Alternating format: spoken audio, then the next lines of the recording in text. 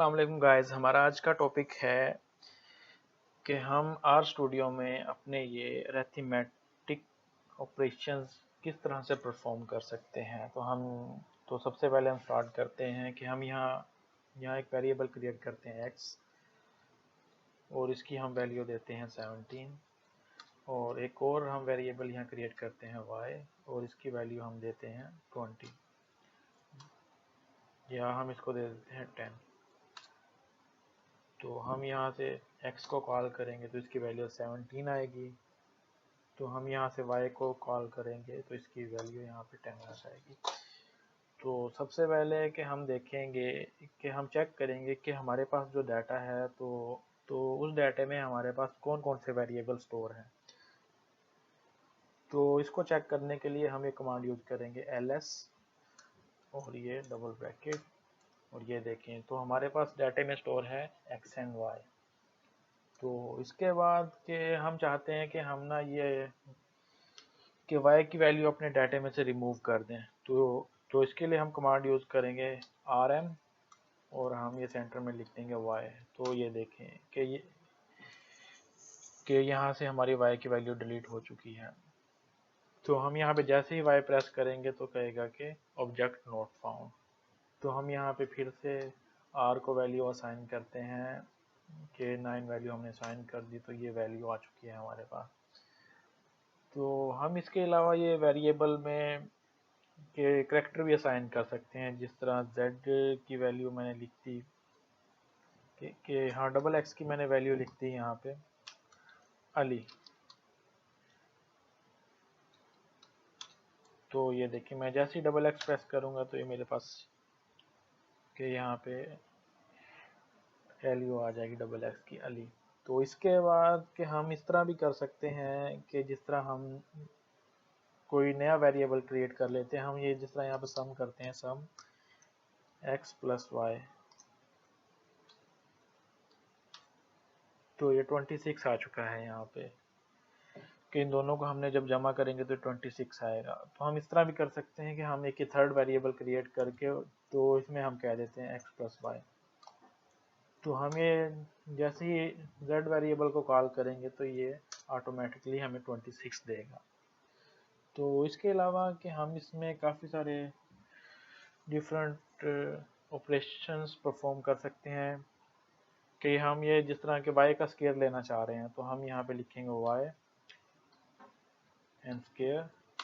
तो ये देखें कि 81 आपके सामने आ गया। तो हम ये कि यहाँ दोनों का भी स्केयर ले सकते हैं कि हाँ x का भी स्केयर लेना चाह रहे हैं हम, और हम y का भी स्केयर लेना चाह रहे हैं। तो हम इसको इस तरह कर देंगे x square and y square. तो ये देखिए कि ये 370 आ गया, और ये फिर उसने दोनों को पहले इनका स्केयर लिया तो फिर उनको इसने प्लस कर दिया। तो इसके बाद हम यहाँ पे के स्केयर रूट भी ले सकते हैं। तो स्केयर रूट की कमांड हमारे पास होगी sqrt। तो इसके बाद हम यहाँ पे जिस तरह लेना चाह रहे हैं स्केयर रूट 10 के y का,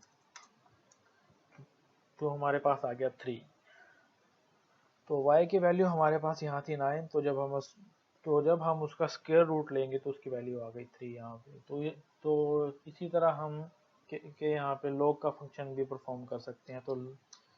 तो हमने जिस तरह y का लॉग लेना है तो ये आ गया y का लॉग 2.19। और हम इसी तरह यहाँ पे एक्सपोनेंशियल भी ले सकते हैं y का या x का। exp इसकी कमांड होगी, और तो हम यहाँ पे x लिखेंगे तो ये इसका एक्सपोनेंशियल आ गया। तो इसके बाद के तो इसके बाद हम यहाँ पे कि हाँ एब्सोल्यूट वैल्यू भी फाइंड कर सकते हैं। तो एब्सोल्यूट वैल्यू फाइंड करने के लिए हम यहाँ पे लिखेंगे abs, और कि जिस तरह हम यहाँ लिखते हैं -14। तो इसकी एब्सोल्यूट वैल्यू यहाँ पे क्या आएगी, 14 आ जाएगी।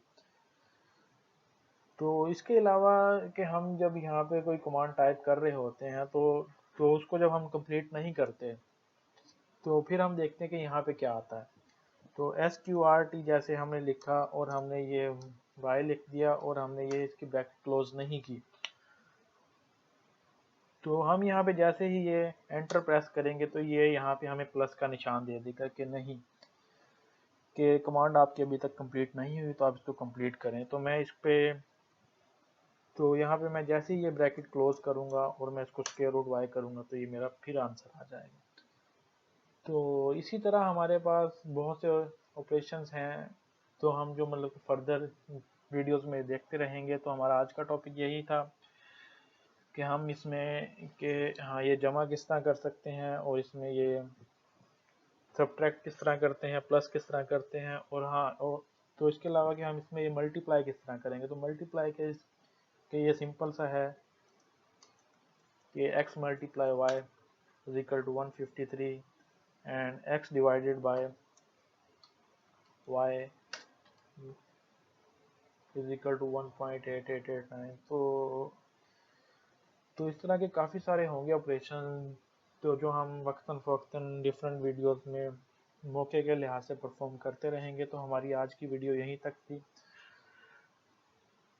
तो मिलते हैं इंशाल्लाह नेक्स्ट वीडियो में।